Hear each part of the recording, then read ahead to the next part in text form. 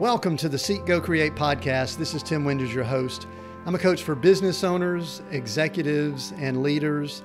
And I like to describe myself as a nomad. My wife and I are nomads. We currently travel, live, and work in our 39-foot RV. Today is extremely unique in that I am not recording my portion from the front office of my RV. I'm actually in a home visiting my parents just outside of Atlanta. And so I want to welcome you here. What I want to ask you to do, those of you that are listening, make sure that you listen to the end of the podcast. We will include ways that you can continue the conversation we start today by connecting with us directly. Today we have Nick Raithel as our guest. Nick is the creator of the 7-Hour Book, and as someone who's just spent 3 years working on a novel, I am fascinated by this concept, and we're going to have fun with it. This system allows any real estate investor, but I can tell you, I'm going to ask him about it from a lot of other angles also, to get their own professionally published book while spending only 7 hours of time on it. With the 7-Hour Book, Nick is on a mission to help investors and others in real estate finally get the recognition they deserve. Nick, welcome to the Seek, Go, Create podcast. Great to be here. Thank you so much, Tim. Yeah, it's good to have you here. My first question I like to ask, I prepped you a little bit for it just a few minutes ago, is after I gave you the bio and kind of the marketing message and all, what do you do? Someone asks you, what do you do? What do you tell them? I help to get the demons out of people. And are you an exorcist? In a sense. And what I mean by that is not literally in the sense of the movie, with the girl's head going around, not that kind of exorcist, but many of us have essentially demons, if you will, haunting us up in our heads. And the demon, in this case, the analogy, is the idea for a book. Many of us have had that idea, and it just haunts us for years on end often, that we should do a book. We know we should do a book, but how exactly are we going to carve out the time to create the book? And that's really where we come in. Wow, that's excellent. So you remove, that's such a strong word, demons. And you mentioned the movie. I'll have to say, man, that was one of the worst movies I ever saw because it got all inside me. I hope no one's seen the actual movie, The Exorcist. But anyway, well, that is cool because we're going to discuss that because my guess is, Nick, that a lot of what you teach and help people with can apply across a lot of different areas. Is that true? It is. We've certainly concentrated a lot in real estate investing, but we as well have attorneys and people from various other sectors, certainly entrepreneurs too, who we're working with. Okay, that's good. Because one of the things I wanted to do right here early on is just in case someone may not have interest in real estate. I love real estate. I know we have a lot of listeners that do. I want to make sure that they're going to get some value, and I know they are because you're also a high productivity guy, I think, from kind of doing some research, and I think that's going to be fun to take a look at. All right, first thing I like to do, kind of in this time that we're in, we're late summer, and there's pandemic, there's all kinds of stuff going on. Nick, just give us a glimpse of, is everyone around you and you safe? Is everyone doing well? What part of the world are you in? Just give us a glimpse of Nick's world right now, and we're hopeful everyone's doing good. Absolutely, yeah. Well, first off, everyone is definitely fine. Fortunately, I guess, knock on wood, I got a wooden part of the wall here, knock on wood. But yeah, everything is fine in that regard. And really just trying to stay active, not only in working with the clients we have on the books, but also just staying physically active, eating right, whether that's probiotics, also eating, strangely enough, a lot of sauerkraut. Kind of stumbled across that recently, but it's supposed to be very good for boosting your immune system. And just really, again, trying to stay in good health amidst everything that's going on. Yeah, my wife would love that. She has been attempting to get me to eat more of the sauerkraut, not only being the cabbage, but also the fermented that's great for the gut and everything like that. And, you brought up something. I actually may ask a little bit more about it because I think this would be kind of a cool conversation for where we are currently in the world. There is so much uncertainty around a lot of things. My wife and I were discussing this recently, and she's really big on health, and we both try to watch what we eat as best we can and fitness and things. And the only thing that we've really arrived at, Nick, and I'd love your thoughts on this, is that all we can control is as best we can, is our immune system, and increasing it or, energizing it, whatever terms you want to use, as best we can. It sounds like you've been studying that some. Yeah, I think that's a very fair point, what you're saying. And it ties in a way to a philosophy that I think a lot of listeners can probably resonate with, which is the philosophy of stoicism. And the fact that as stoicism teaches, really it's about stoicism, and then also groups like Alcoholics Anonymous, and even a little bit of getting the Judeo-Christian faiths, talking about focusing on what you can control, understanding what you can't control, and then, as they say, having the wisdom to know the difference. Yeah. All right. So, I told you when we started that we would kind of dig into some things based on conversation, and we're going to dig into, because I could tell you're a proponent of stoicism, which I dig. I'm actually have a background in ministry, a follower of Christ, but I believe that there is great wisdom that can be learned from what we'll call the Stoics. So I may, in just a little while, ask you to give people a little explanation. It seems like you probably could do that and give us a little bit on that. So that is really cool. First thing I want to do, though, before we get too far away from the topic, is I want to talk about books in general and just the value of them. And but then I may want to come back, because I'd like to really get into some of your background and how you've come to be what you're doing, because I think there's a lot of wisdom when we can dig in with people like that. So first question, why is a book important? Why would anyone want a book? Well, one of the biggest things that comes to mind is the fact that the real estate, if you will, around a book is not as crowded as the real estate, figuratively speaking, online or in other mediums. I mean, podcasts are excellent, but if you go on iTunes, it's not a stretch to say that there's quite a few on there. 1.4 million, and a big chunk of those were started since March. I read that this morning. My goodness, 1.4 million, you say? Yeah. And with a book, there are certainly more than 1.4 million books, but within your niche and within the goals that you're probably looking to achieve, you being anyone listening to the show, there's probably a whole lot less competition. Or even if there is competition, it's probably likely that you can figure out your lane and your angle within it and pursue that in such a way as to further your own goals. Okay, good. So, and I know we're going to talk specifically about your system and all later as we get towards the end of the podcast, but in general, let's just say someone has a book. What are some of the things that they can do with that? What does it do for them? Do they automatically become an authority in their field, or just what are some of the benefits of having a book? I mean, you mentioned why it's important, but just give me some tangible things. Sure. Well, I'm happy to do that, but I do want to say, just in full transparency as we get started here, that I don't think a book necessarily is the right thing for everyone. Just in complete honesty, because we were just talking a moment ago about podcasts and other forms of media.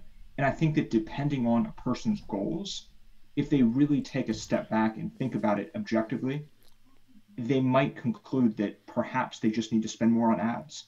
Or maybe they just need to go to more in-person networking events or pursue some other means than just a book. So I want to make sure that's in our conversation, because it is important to really know your why before you even dig into this. Yeah, and that's a great point. I actually am in a few groups that are podcast focused, like people that do podcasting. And Nick, it's really interesting that there are a lot of people that podcasting is their goal. And to me, podcasting is a tool. Would you say that a book is a tool? A book isn't a business. A podcast isn't a business. Now, it can be a part of it. Is that kind of what you're saying with this?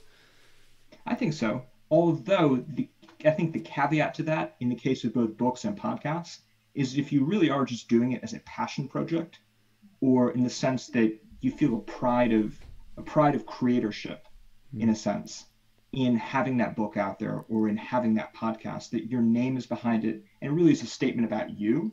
If you're pursuing it from that angle, then it could certainly be the end itself.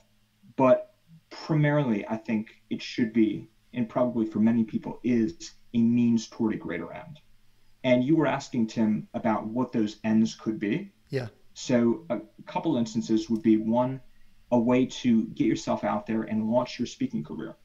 If you're an entrepreneur, for example, and you have started a number of companies, you've had a number of successful exits, let's say, and now you think, you know what, I've learned some leadership principles, and I think I could go out there and really do well and make a difference. Not only do well, but make a difference as a speaker. Then a book could potentially be your ticket to that. And if you were going down that angle, you might have your book, let's say, be 10 chapters, and each of those chapters could be essentially a keynote speech in and of itself. So then when you're going out to speaking boards and you organizers of various events, you could just send them a chapter from your book and be like, okay, this would be an example of a speech I could give. Another instance of using a book to launch yourself might be, if you look at, do you ever read the book Extreme Ownership? Extreme Ownership? I don't think so. I don't know that I've heard of that one. Tell us about it. Okay, there's an ex-Navy SEAL out there, Jocko Willink. Ah, yes. I'm familiar with him. He basically used that book along with a TED Talk and some other pieces to launch himself in his coaching and his executive training. So that would be an instance as well of using a book to really leverage it. Yeah, and someone recently told me about a YouTube channel that he's got that's just going gangbusters, and so really it may or may not be a standalone, but it's a piece to this puzzle, which is the bigger business that someone may have. So that was excellent, very good. Thank you for sharing that with us. I guess the thing that I'd love to do now is I'd kind of like to back up a little bit. Tell me a little bit about Nick. I mean, this is something that's interesting. My guess is you're quite a reader, correct? Oh, yes, absolutely. Tell me a little bit about your reading habit, not specifically what you're reading, but kind of what is your habit for reading? I like how you describe that, a reading habit. Yeah. almost like an addiction, which I think for those of us who are very much into reading, it certainly can become an addiction. Yeah.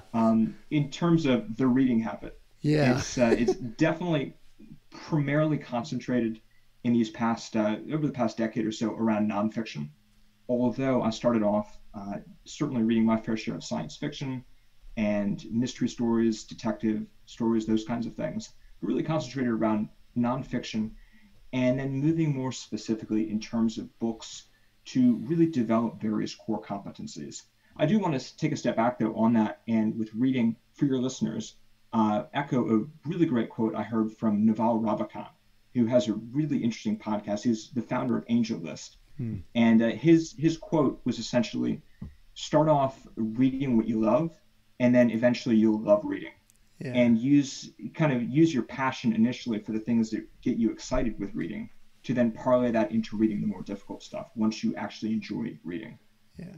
But anyway, in the kind of the self-help, self-development stuff, very much into things around certainly endurance, mindset, and then beyond that into really business strategies, with a particular emphasis on productivity, which, considering the 7-hour book, a lot of that productivity reading fed into that and fed into the thinking that gelled together to make the 7-hour book. Yeah, and I'm gonna ask you quite a bit on that here shortly. But where'd you grow up, man? What part of the world are you from? And I like to find out things that feed into, because I believe we're all layers. I believe we're layered, and we are who we are today because of situations, circumstances, intentional focuses that we've had in the past. So what part of the world are you originally from? I know you're in California now, but what part of the world are you from? Certainly based out East Coast, DC area. DC area. This is the seek part of the show, right? The seek, go, create. The seek. Yeah. You're right. That's good. If we could call it that. So the DC area, huh? Is that where you grew up, went to school? Is that your formative years there? Formative years, if you will. Yep. Wow. Okay. So tell me something good that was positive about growing up in that area, that part of the world, either, could be whatever. And then maybe something that was a bit of a challenge about being in that area. I always like to, have the good with maybe the tough parts, because again, that feeds who we are. Certainly. Well, I think I could probably merge those two together, Oh, actually. good. Oh, wow. This is going With to be fun. Go ahead. well, the good and the bad, something you can relate to now too, where you are in Atlanta, Yeah. which is the heat. DC being on the eastern seaboard, very humid during the summer, and that can be a really bad thing, particularly when you don't have air conditioning or have fans in your house. But it can also be a really good thing, as I like to do endurance sports, and being outside, it really builds your ability to just power through things and understand that this heat may be temporary, but if I just keep going, it's eventually going to pass not only on the particular exercise I'm doing, but in a few months when the temperature literally does cool down and the humidity literally does go away. Yeah. It's almost all of a sudden you feel like you've got, 20-pound weights not on you when you're out there doing Yeah, that. Yeah. And that, I think we joked a little bit. I'll go ahead and give the listener a little bit of behind the scenes. In the home I'm in, my parents' home right now, where I'm doing my recording. It is hot, it's humid, and the AC is out. So I've turned off the fan so that it won't mess with some of the video we're capturing. But I'm possibly dripping sweat as I'm recording here. So we're having some fun with that. So after school, I mean, like, where'd you do after that? What are some things that you did prior to developing, the 7-hour book concept and all that you did that? What are some things that led up to it and helped you get to that place? certainly. Well, one of them, as we mentioned a little bit before this, was just the reading.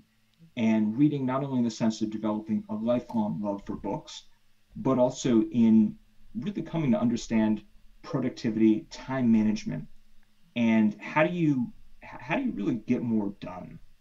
And one of the things as well, one of the conversations, recurring conversations really, that led into this was when I was working in marketing and advertising, doing some online advertising.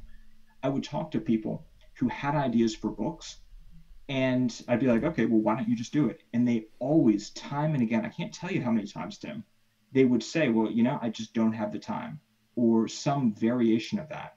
And when you listen to a lot of personal development things, you certainly hear the track where you hear the track where the people are advocating to get rid of your excuses and you have time if you make time. And there is certainly something to be said for that. Mm. At the same time, however, the same breath, there are some cases, particularly people who have families or who are at various points in their career, when it's a little bit more complicated, I believe, than just make time for the things that are important. When there really are very clear things constraining you in your ability to make time for something. And it was sort of understanding that led me to think, well, how can we make this work? Right, right. So, all right. So it sounds like you've been a real student of productivity and how to get things done and maybe not procrastinating. What are some significant books that you've read in that arena that have impacted that you could share with us and the audience? Let me ask you a question. Have you read Tim Ferriss's 4 Hour Work Week?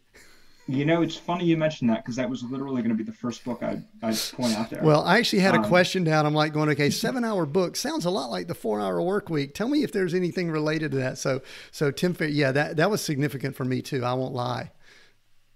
yeah, that book, I mean, it's a really interesting book because I feel like you can look at it from a couple of different ways. Mhm. One of those ways being if you literally interpret the philosophy of sell your things, travel around the world, that's one way you could take it. You can also look at it as I think a lot of people have, which is from a top-down look, that these are some suggestions for things that then threads that you can take and run in your own direction with, loose philosophies, like what he talks about with outsourcing, and you can kind of make those philosophies your own instead of literally applying it as a blueprint. And then I think a third thread that people and listeners can get something out of if they read the book through this lens is read it as essentially an infomercial. Look at all of the ploys, and I say ploys in a really nice way because Yeah. he's a brilliant copywriter. But if you look at it from the marketing standpoint and through a marketing lens, how can you apply some of those things to your own business, into the ads, into the testimonials, into the aspects of your business to market more effectively? Yeah. And you talk about someone who basically launched their, their empire from a book. I know he was doing some things prior to that, but but that book literally launched, Tim Ferriss to all types of things, and he's continuing to ride off of that in a lot of ways. So, one thing that was interesting to me about that book was when I first picked it up. One thing I need to share with you: I'm an industrial engineer from Georgia Tech, so process system structure is kind of baked into my DNA. And so one of the things that I have to do is at times back off of high productivity items so that I could be more creative and have some, white space. Otherwise I could be, doing everything really, really structured and things like that. But when I saw 4-Hour Work Week, I read it initially literally. In other words, as if that there could be some 4-hour work week. And as you get into it, you realize that is a possibility, but it's really more the mindset and principles. Would you agree with that? I mean, I would 100% agree with that. Because I have not, listen, I've met a lot of people and I get where you could totally offload all your business and all that, but I haven't met many people that for 4 hours a week, they could actually achieve and accomplish to the levels that he talks about. But principles are awesome, which are really cool. So anything else under productivity, anything else that you'd like to share with us? Because to me, this is building up to the thought process for getting something done as quickly as you say that people can get it done. So what else led into your productivity, the way you are wired for productivity? Certainly a couple other influences. One of them, which I personally believe is one of the things that led into the 4-hour work weeks, actually, time management, which is Brian Tracy. Mm-hmm. If you look back to I think it was the 1980s or maybe early 90s, Brian Tracy has a complete seminar where he goes through many of the productivity principles, which seem to be later on echoed in the 4-hour work week. Yeah. So Brian Tracy, you can check it out on YouTube, actually. It might still be up there. But Brian Tracy, time management, is a complete section.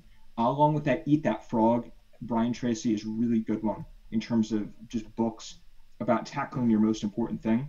While we're talking about your most important thing, of course, another book, can't leave it out, would be The One Thing, Gary Keller, Jay Papasan. Specifically for that, their idea of time blocking, in that you're setting aside specific moments, specific segments of time to do things. And then I think another aspect of it would also just be athletic training. Growing up, I grew up a swimmer. And in swimming, among other activities, when you're training, you're doing various sets under specific intervals of time. To the point where you'll stop at the wall, you'll look, it'll be counting down 5, 4, 3, 2, 1, you go. And so you get yourself mentally focused and trained really to be moving exactly to a watch and to be doing things exactly on schedule like that. Yeah. I'm gonna back up to something you mentioned, and I want to allow the listener to get a little more information on it. You brought up the concept of time blocking, and I've actually been teaching, working with, and doing time management back when time management was a thing, since the late 80s, early 90s. But there are many people that either, one, they don't know what time blocking is, or two, they don't quite understand it, or three, they can't apply it. I don't know, one of those three.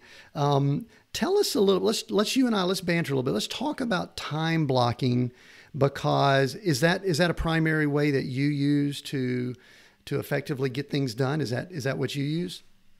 Yeah, it is one of the things. Of course, you keep referencing getting things done. GTD, David Allen, would be another tool out there for your listeners. But sure. Yeah, time blocking, absolutely.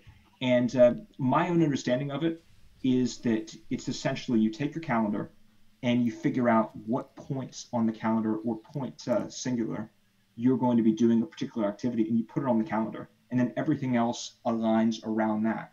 Rather than the other way around, where you try to throw everything together at a single date on the calendar and make it all fit in. Yeah, that's because in the world we're in, it doesn't fit. And so what that does is it leaves possibly some extremely critical items not getting done. And so, yeah, you're right. And that I think I use a hybrid of a few things, but I think that blocking is what I do. If you were to look at my calendar right now, on Google, you would see time blocked out for writing, time blocked out for preparation, thinking. I leave some white space because I like to not just pack things in. So that is that's a great thing to do and great thing for people to check out and get more information on. So yeah, go ahead. I'm sorry. Another tactic that I want to put out there that I've heard that I also employ, which I think your listeners would get a lot out of, is the idea of, I believe it comes from Think and Grow Rich, with their example with Andrew Carnegie, where he talks about writing down. It's an idea he got, I think, from an industrial engineer. Andrew Carnegie getting it from an engineer in the story in Think and Grow Rich. But the idea was that you're supposed to write down your 5 most important things you have to do, put them in order, and then just tackle them one by one. So having that top 5 method, as I call it, where you just write down the 5 most important things you need to do that day and just systematically go through one, getting them done. Yeah, it's interesting. I'm taking notes as we speak on a yellow pad with an actual pen in my hand. And, one of the things I've noticed, I'm in my mid 50s and I've gone digital primarily with almost everything I have. But I think it was this last Christmas, my son, who's 26, also the engineer and producer for the podcast, he gave me, because he knows kind of how I like to scratch out notes and all, like I'm doing right now. I've already got a page of notes just from our conversation. And he gave me like this pack of 3 yellow legal pads.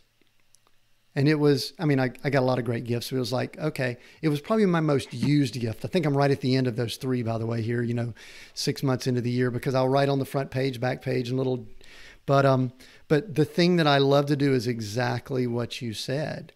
And that is at the beginning of a day, I'll take 3, 5 things. I'm going, I'm going to get these things done today, either in my white space or I'm going to block some time to get these things done. And I'll just kind of write them out, make a note or 2. And it gives me great joy to kind of check them off. and that's a great thing. So, all right, I want to circle back, Nick, and I want to talk a little bit more about the concept of stoicism. And what I'd love for you to do for the uneducated is to give us, I know a bit of the history of it, and obviously there were groups called the Stoics, but tell us a little bit of background, and then I'll go ahead and tell you what the follow-up question is going to be, but you can give the background first. The follow-up question is going to be, how can that help us in our world that we're in today? So give us some background first, or tell us what it is. Tell people that don't know what it is and maybe where it came from. Sure. So, of course, to preface that, the obvious point, I'm not a professor on Stoicism by any means. But you've studied it. You've studied it and you're a practicer probably, right? Okay. I just want to get that out there because there are certainly a lot more qualified people to speak on that. But when it comes to Stoicism, my own understanding of it is that it's a philosophy originally from Greece, but most of the Stoicism we hear about is from ancient Rome. And it's been centered around 3 main figures, Marcus Aurelius, Epictetus, and Seneca. That's the 3rd one. Marcus Aurelius, Epictetus, and Seneca. And the idea is really on focusing on controlling yourself and self-management as opposed to trying to influence the outside world. And so the world around you can be going to hell, but you, as long as you're able to remain in control of yourself, it's almost like what's going on in the outside world doesn't necessarily matter as much as it would otherwise. Right. So the implication is that someone, will use the word stoic, someone that is stoic is very unemotional, but I don't know that that's correct. It seems like from what you just said, they're more unfazed by external situations. Would that be right? It would be. And, there's people who are more qualified to speak on Stoicism as experts than myself. They've raised the point numerous times that what we think of as the Stoic, unemotional Mr. Spock essentially, is not in line with the true vision of Stoicism. I remember I was listening to a podcast actually on Stoicism, and they made the point that Gene Roddenberry, the Star Trek creator, thought he knew Stoicism when he was modeling Spock, but he really only had a surface level understanding of it. So no, to the long way of answering your question, Jim, but no, being unemotional is not the idea of stoicism. It's more unshakable, Mm, and it's more, the idea is more in responding to things rather than reacting to things. right. Where reaction is, the idea of reacting is you could react angrily, or you could react, with extreme sorrow. But if you respond to something, your response can be calibrated, your response can be measured, and you're really much more in control when you respond to something versus react to something. Right. Control is a big, I'll say it's a big issue currently. Again, we're in the year 2020, depending on when people are listening to this. And in this year, we have had a pandemic, we've had lockdowns, we have shutdowns, we've had a lot of deaths related to a pandemic that we haven't somewhat controlled yet at the time of this recording. We've had some riots. We've had racial, issues. We've had, there'll be an election that'll be happening shortly after this is probably released. And we know what happens during our election years. And in my opinion, many of those things I do not have the ability to control, Nick. But I know that some of those things get to me. So I am probably not doing well at practicing the principles of Stoicism, correct? Well, I think I would include myself in that bucket, and certainly many of your listeners probably would too. I mean, none of us is perfect, Right. and none of us is 100% master of our emotions and ability to control what we think. Yeah, but wouldn't you agree though? I mean, wouldn't we all be a little bit better off if we could move our whatever our mental state is? Because I think Stoicism is really a mental state, correct? Yeah, it seems to be. Yeah. So wouldn't it be cool to be able to move ourselves more towards only being mindful of those things that we can control, like whether or not we eat more sauerkraut or not? You control that, correct? I try. I think the delivery man bringing the sauerkraut has something to do with it. But I do my part. Yeah, you don't want those delivery men getting all into your sauerkraut there. But anyway, well, I do think there's value because to me, listen, let's tie a few things together here. I've noticed that my productivity and especially creativity is related to how well I'm controlling my mindset. But it's sometimes my mindset gets all out of whack. That's a technical term, by the way, out of whack. It gets out of whack because I'm thinking about, whether it's good to wear a mask or not wear a mask, or, people tearing down statues in some part of the world, whether or not that's a good thing or a bad thing. And I'm trying not to take a side on either one of those, you notice. But what I'm saying is thinking about it, not really in my control. So I think I need to probably study some more in that arena, and I will. And as a follower of Christ, I think that it is not opposed to that belief system either. I think that that Christ reflected in many ways the ability to be quiet and be still and think and hear from, as he would say, hear from the Father. So anyway, all right, very cool. All right, let's start going into this principle of the 7-hour book. My first question I've got to ask you is 7 hours, really? Are you sure 7 hours that we can get a book out by then? I am, and I think that quite a few people would agree. But at the same time, I do want to be Qualifier. clear. Give a qualifier. Yep. You can get my little asterisk up on the screen next to the statement, right? No, it's 7 hours of the person who we're working with, their time. They hop on with us over Zoom for 7 1-hour calls of their time. On my side, my team and I, it's taking us substantially longer than 7 hours to pull the notes together, write the chapters, coordinate all the marketing, do the cover designs, all of that stuff. But for the people we're working with, it is 7 hours of their time.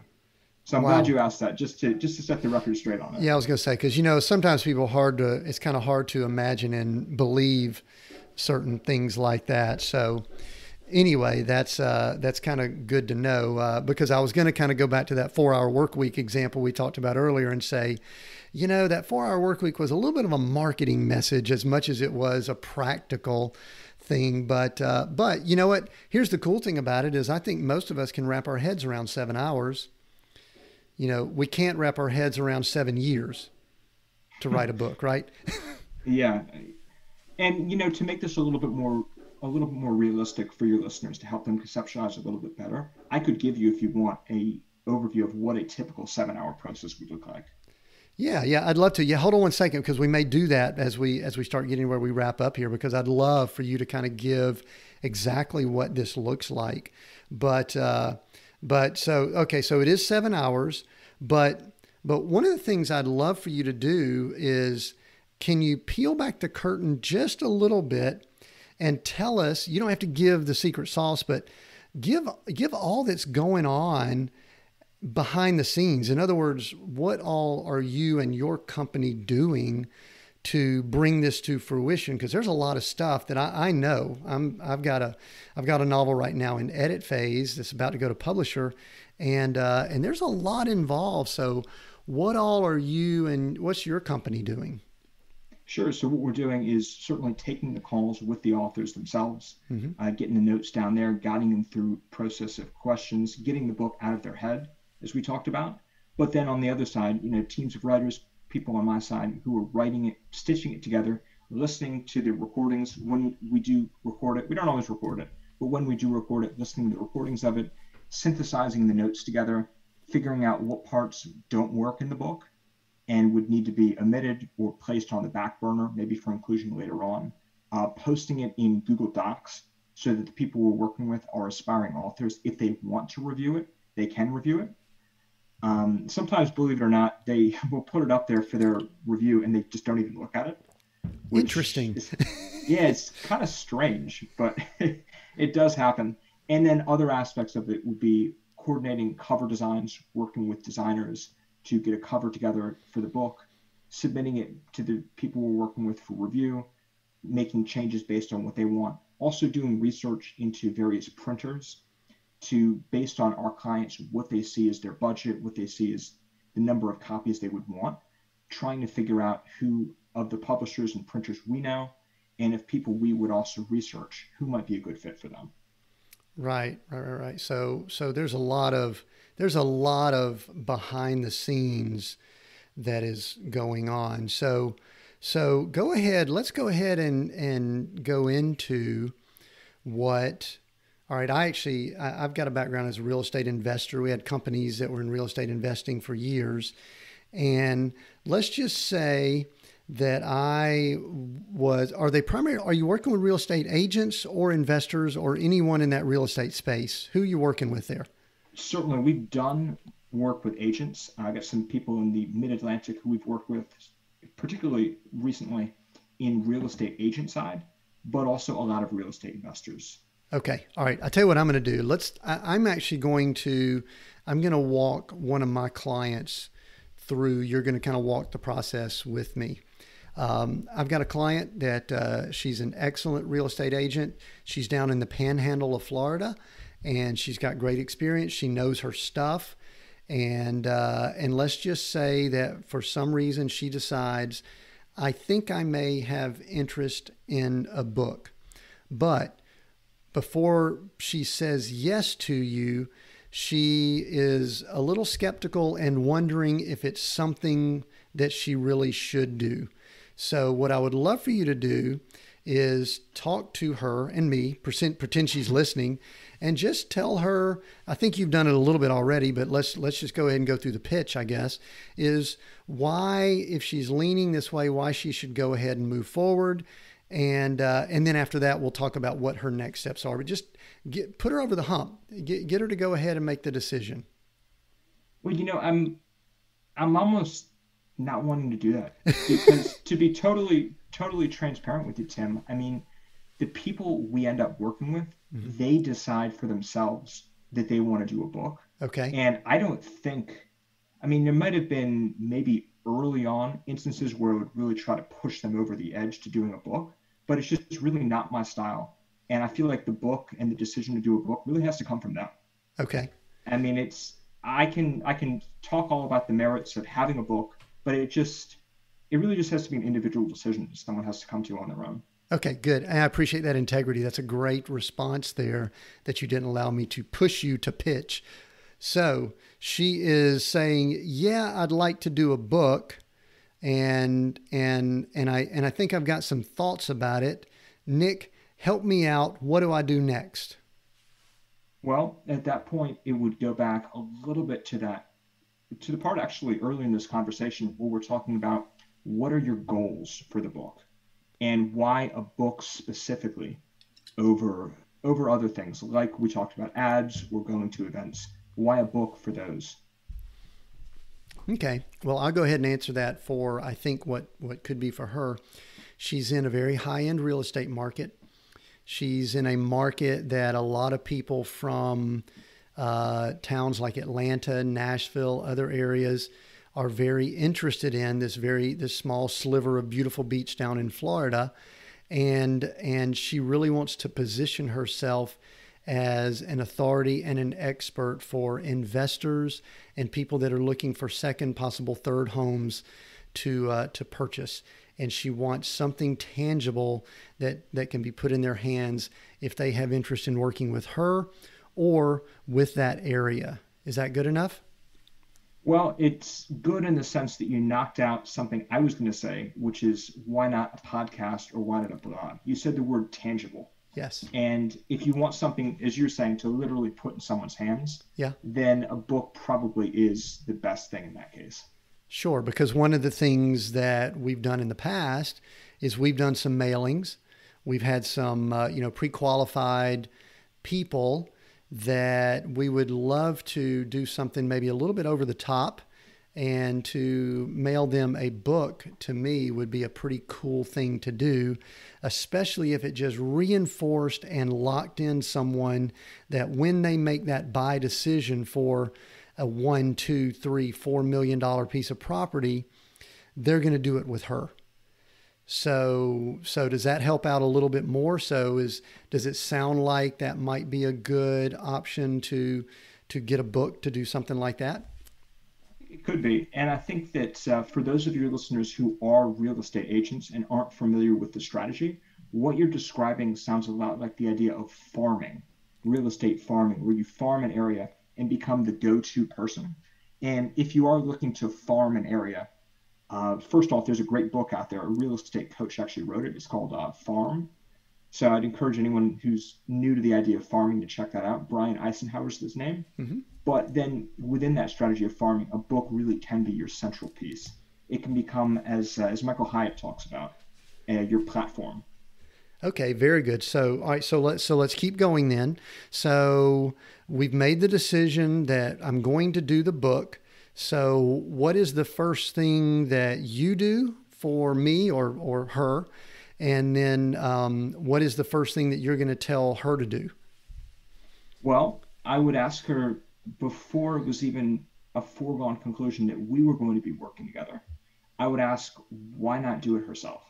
And not in any kind of a mean way, but just what would you say is keeping you from being able to, as we were talking about time blocking, just saying every Saturday for the next 10, 15 Saturdays, I'm going to spend 1 hour alone in a room, lock the door to my office, lock the door to my study, and just sit in there every Saturday, bring a good cup of tea, a good cup of coffee, and just make that my hour to create something that's meaningful to me and is going to drive a really powerful result in my business.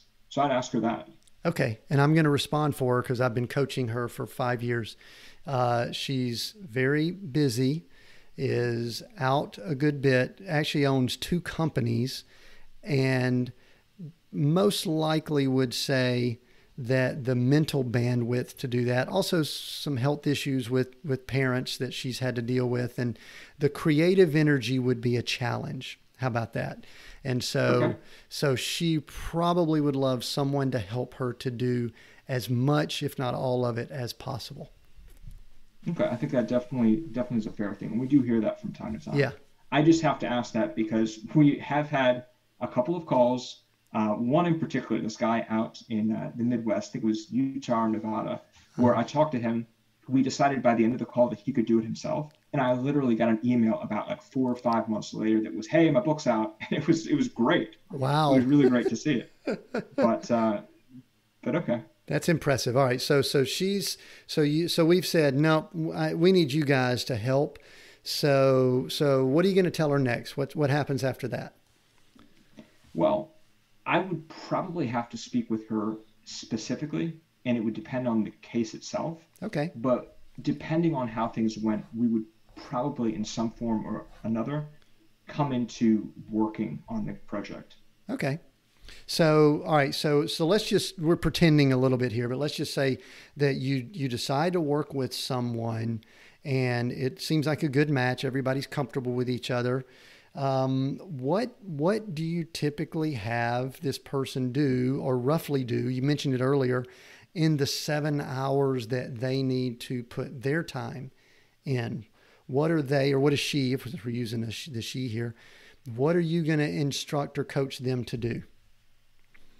As little as they possibly can. That's such a cool response. I want you to do as little as you possibly can. Well, really, this should almost be called the lazy man or lazy woman's book writing system, because the idea really is that in a perfect case with this, all they should have to do is just show up on the calls and just talk to us. I mean, do we send them prep questions ahead of time? Yes. If that's something that they want, we can certainly send them prep questions. Do we post the chapters in Google Drive for them to review between calls? Yes, we do that. They don't have to look over it, as we've seen, but we do that. But literally, the least they would have to do is just show up 7 times for a grand total of 1 hour each on those calls, and that would be the bare minimum they would have to do. So you do 7 1-hour calls where you're somewhat interviewing, or it sounds like, you tell me if I'm wrong here, that you're literally pulling a book out of this person. We are. And it's sort of, you know how right now on this podcast, Tim, you're doing a great job of figuring out the various threads that we go down in this conversation, exploring ones that seem interesting, and really drawing the juice out of it for your listeners. That's what we're trying to do on these calls. When they'll say something that it's like, wait, what did you just say? Not in a bad way, but more like, this is intriguing. I can't believe you don't think this is significant, because the people reading your book would. We're trying to explore those nooks and crannies of the conversation too. Yeah, and that's great, Nick. When I'm online with coaching clients, I record them all the time for the simple reason, number one, my assistant gets the recording out to my clients, but there are things that are said from both parties often just because of the creative juices that are flowing when we're together, just like I think with you and I right here, that I would have never come up with it. I'm not that smart, and they may not be either, but the collective kind of pulls it out of each other. And so sounds like you guys have a process in place to do that. And it's over the course of 7 1-hour calls. Is that right? Yeah, it really is. And what you're talking about right now, for readers who aren't familiar, excuse me, I said readers, listeners. Listeners, yeah. Shows where I'm at, right? You're in the book mode, man. You're in book mindset. But for listeners who aren't familiar with the idea of the mastermind from Napoleon Hill's Think and Grow Rich, I feel like that's really what we're kind of dancing around with this. The idea that when a couple of people get together, even if it's 2 people, 3 people, however many, but when they get together and start talking, it's like there's a third, or there's another force that's created that is composed of those ideas that none of the people on their own would have come up with. Yeah, absolutely. So, all right. So you do these 7 1-hour calls. Are you or someone on your team like writing like crazy in between those calls, or somebody's got to put some words on paper? Is that what you do, or do you have people on your team that do that? It's a shared responsibility. And you talked about writing furiously. We're not, to be clear, we're not using legal pads. I know that's your forte, Tim. Jotting stuff down on legal pads, but we're typing away. But that's how we're getting everything jotted down. Okay, good. And so from the time that someone says, let's start doing calls, to, I guess you've got to schedule 7 calls. So I don't know if it's from the time to start or the time the last call occurs. When's somebody going to have a book? We've found usually that the sweet spot in terms of book times, just over the years, has been around 4 to 6 months. Okay. And just in terms of doing the calls, I would say beyond that, once we've got the book manuscript together, once we've got the cover design, for example, when it's coordinating with a printer, that can take a little while longer.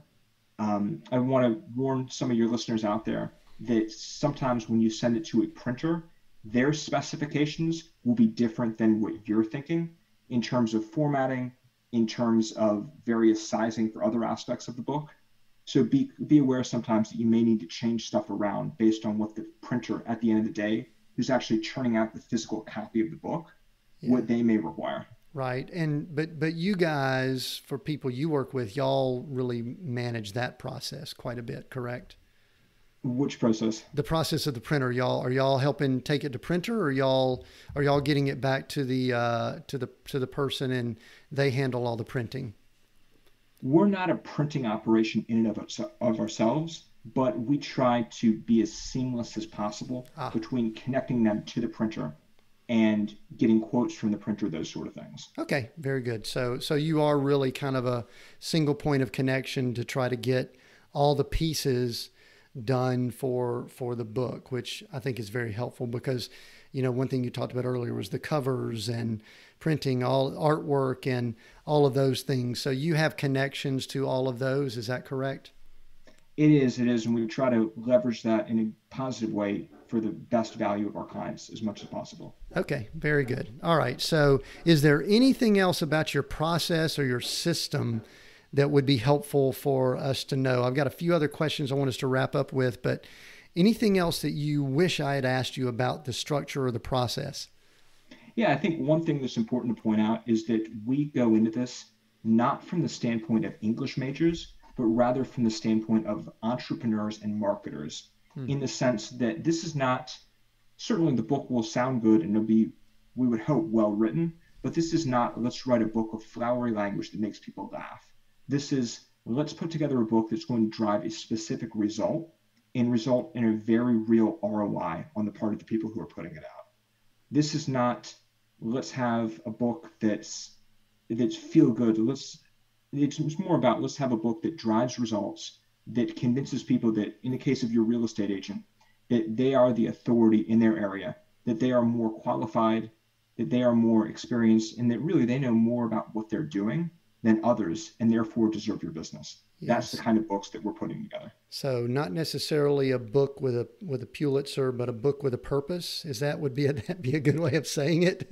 It is. And I would say for your listeners, regardless of whether they would work with someone like our team or others, you don't need to have that Pulitzer Prize winning book. You don't need to have a, quote, New York Times best-selling book. You need a book that is going to resonate with a very select group of people in your market and cause them to take whatever actions you want them to take. Beyond that, it's not as important, the other parts. Yeah, and you mentioned a term I think that's very important, which is ROI. And many people I know write or create something because it's a passion project and they just want to get it out to the world, and they think the world is going to think it's awesome just because they've gotten it out there. I love the thought of the message going to the audience that you want it to match up to, and getting some response, or have some kind of a call to action and things like that are important. So I think that's valuable, and that's very good that you brought that up. Anything else about the system or process? Yeah, with that last part about the call to action, when we say a call to action, it does not have to be in the what many would think of as a spammy context. Mm-hmm. In that buy now, $9.95, shipping and handling, while supplies last. It does not have to be that kind of a call to action. Yeah. One of the simplest call to actions that we've seen, particularly in the case of real estate investors, where many of them are not allowed to directly solicit for funds in their investment, has just been, if this book resonated with you, or if you have more questions, here's my email address. And your call to action could be as simple as that. Now, could you go all out with the marketing and put in websites and splash pages and all that other stuff? Certainly you could. But a call to action really can be, a very nice, simple ask with an email address. So I think it's important your listeners understand that as they're considering all the ways to get people to take action based on their book. Yeah, and that's really, really good that you brought that up, because some people think call to action means if you don't buy in the next 60 minutes, the world's going to blow up or something like that. So very good. I like that you thought, that you brought up just the call to action is just connect. If this resonated, if you enjoyed what you read and would like to reach out to us, connect with us. So that's very good, which then that opens up dialogue. And listen, business is more process than an event. And I love that what you're saying is the book is an integral, but it's a part of the process. And I like that. Thank you for doing that. I want to ask a few things as we're getting close to wrapping up here. The person that thinks they may want a book, I would love for you to give a few what next for them. And I want to do it first in the area of people that may not be your people. Let's just say it's someone who's non-real estate. They've been listening to this. Maybe they like the process we talked about. Maybe not. I mean, we're cool with that too, but they're just going, I keep listening to things, and I've listened to this podcast about doing a book. I think I'd like to take the next step. What would you recommend for someone? And let's just say they're non-real estate or even are, whatever they are, but what do you think they should do next? I think they should do what we've talked about with time blocking and carve out an hour. An hour always seems to be a pretty good length of time to do thinking, and lock themselves away in a study or in an office somewhere. Get out the legal pad, our old favorite, and just brainstorm what they could do with a book. And when they do that, and they do that brainstorming, they'll start to have an idea of what the final destination would be for a book. And then they can work backward, do a little bit in the one thing they talk about, goal setting to the now, but work backward and see what are all of the possible roads that would lead to that result. And if a book was one of those roads, how it would lead to the result. So really starting as Simon Sinek talks about, starting with why, making that their starting point. Yeah, and you know what? I love that, because what it does is it keeps someone from going down a path that may not be a fit for their business model. I mean, even if it's only 7 hours, that's 7 hours that if you're going down that path, you maybe should have spent that 7 hours doing something else. So thank you for saying that, Nick. That was extremely powerful. So let's just say that someone is listening and they want to connect with you and either have a chat with you, get more information, get a book, whatever. How can people connect with you, Nick? Sure, they would go after they've thought about why they want a book. And after the why, don't get in touch with you before, right? After all of that was taken care of, they could go to our website at contentcore.net, and that's spelled CONTENTCORPS.net, N-E-T, Content Core, like the Marine Corps, .net. Yeah, excellent. We'll make sure all that is down in the notes. But what's next for you, Nick? What's next, either short-term, long-term, big picture, small picture? What's coming up for Nick? Sure. So I can give you both of those. Short-term, probably hop out of this and get something to drink. Because I don't know about you, Tim, but it's also pretty hot where I am. It is very hot. And then beyond that, sort of long-term, continue to work with amazing authors and continue to really help them to get not only their stories out there, but also help them to achieve whatever the purpose is in their business. And I think connected to that, we may in the future start looking a little bit more toward audiobooks, because as Amazon and Audible have pointed out, listening is the new reading. And there could very much be an opportunity there, as we've heard from a number of our authors wanting audiobooks. So we may go in that direction. Wow, that's exciting to hear. My wife is much more of an audiobook person than I am. I listen to podcasts. She listens to audiobooks. And, podcasting is kind of this weird hybrid. There are actually people in the podcast world that are now using the podcast medium for putting books out too. It's kind of like episodes or chapters and things like that. It's very cool. Well, We have had such a cool conversation. We started off with demons, stoicism, sauerkraut, all over the place, books in 7 hours, to call to actions and much, much more. Nick, final question I've got for you, and who knows where it can go. I'm going to kind of keep you limited because that was a lot of stuff there. The title of this podcast is Seek, Go, Create. And what I like to ask as a final question is, which one of those words jumps out at you as more significant than others, or whatever? Just which one, when I say those three, jumps out at you and why? Well, I would say it's a tie between go and create.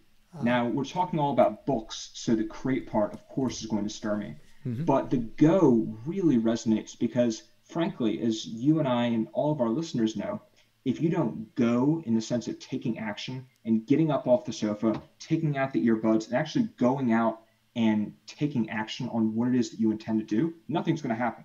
You can listen to all the mindset, all the motivation, all the podcasts, watch all the YouTube videos, do all of that stuff. But if you don't go and actually get started, it's all to no avail.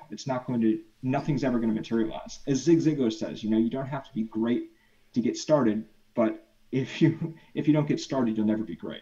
So you got to take that action. Yeah, and that's cool. That actually ties back to what you said at the very beginning. You help people get the demons out so they could get something done. So, man, I love how that came together. Nick, thank you so much for joining us on the podcast. I really appreciate you taking the time to share with us.